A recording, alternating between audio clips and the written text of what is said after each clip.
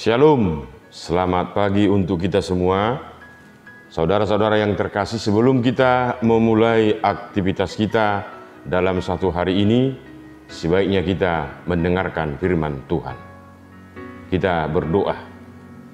Tuhan Yesus yang baik, kami berterima kasih Tuhan akan anugerah-Mu. Engkau masih menjagai kami di tempat tidur kami. Engkau masih memberi napas kehidupan untuk kami. Dalam satu hari ini, sebentar Tuhan, kami akan mendengarkan sebagian daripada firman-Mu sebelum kami melakukan aktivitas kami. Kiranya berfirmanlah, kami akan mendengarkannya. Amin. Bapak, Ibu, saudara-saudara yang terkasih, firman Tuhan yang menjadi renungan untuk kita hari ini tertulis dalam Markus 14 ayat 24. Markus 14 ayat 24, demikian bunyi firman Tuhan. Dan ia berkata kepada mereka, inilah darahku, darah perjanjian yang ditumpahkan bagi banyak orang. Demikian firman Tuhan. Pada malam sebelum Yesus disalibkan, dia diperhadapkan dengan pengadilan untuk mencari-cari kesalahannya. Dan semua pengadilan tersebut tidak ada satupun yang menyatakan dia bersalah. Bahkan tuduhan menghujat nama Allah yang dijatuhkan kepadanya oleh para ahli Taurat, orang Farisi, dan orang Saduki sama sekali tidak terbukti. Hal itu mengingatkan orang Israel akan ketetapan yang diberikan Tuhan, di mana mereka harus makan roti tidak beragi selama 7 hari lamanya. Itu boleh kita lihat dalam Keluaran pasal 12. Kemudian penyembelihan anak domba yang tak bercacat mengingatkan peristiwa, yaitu tulah yang ke-10 di kitab Keluaran. Dengan darah anak domba yang dibubuhkan di pintu-pintu rumah orang Israel, maka anak-anak sulung laki-laki mereka diampuni dan diselamatkan dari kengerian murka Allah dalam tulah ke-10. Yesus bukan hanya menjelaskan makna dari tubuh dan darah anak domba yang disembelih, tetapi juga menunjuk kepada dirinya. Roti tidak beragi menjadi lambang tubuh Kristus yang dikorbankan bagi manusia berdosa. Anggur dalam cawan yang ia berikan kepada para murid melambangkan darah Kristus yang tercurah demi keselamatan umat manusia. Kata tubuhku dan darahku itu juga mempertegas kematian seperti apa yang ia alami, yaitu kematian dalam penderitaan pengorbanan.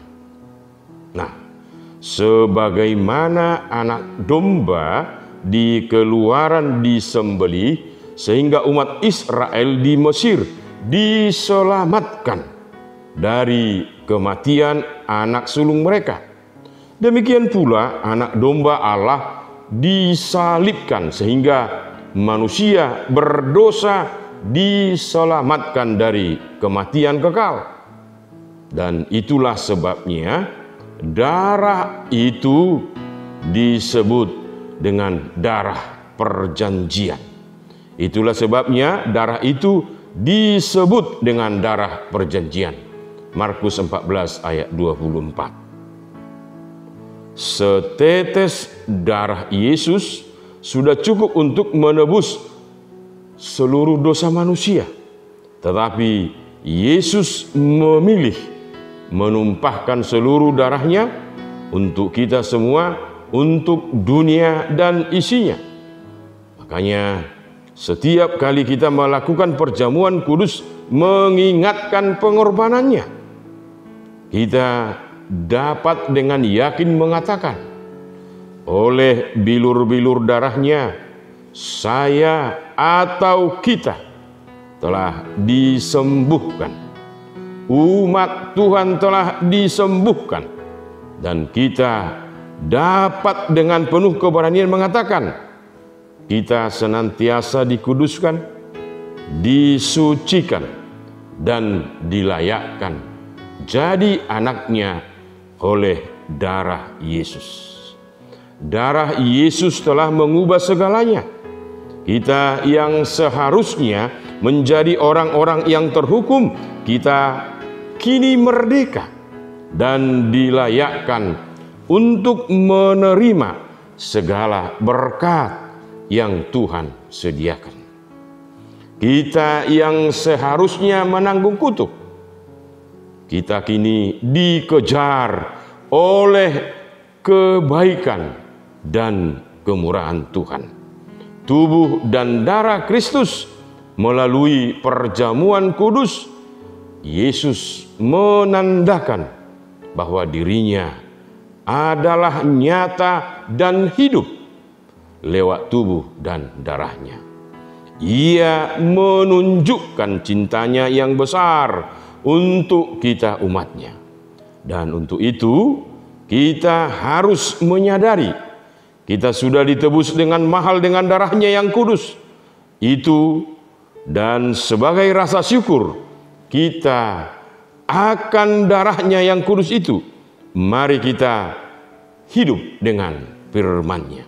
Mari kita hidup dengan firman-Nya.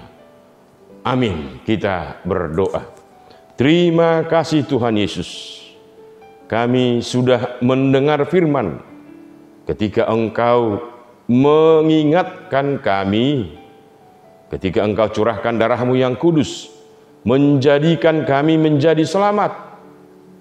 Untuk itu Tuhan, ajar dan pimpin kami untuk hidup dalam firman, untuk hidup dalam hukum, karena darah Kristus telah menjadikan kami menjadi anak Tuhan, dan darah Kristus menjadikan kami anak yang selalu menerima kesucian, menerima kekuatan Tuhan Yesus yang baik.